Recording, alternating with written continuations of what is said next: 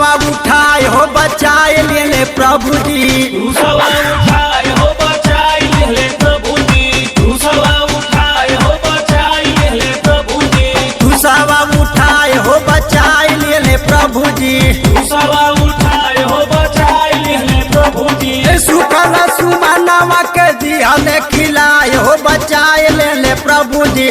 क्रूसवा उठाए हो बचाए ले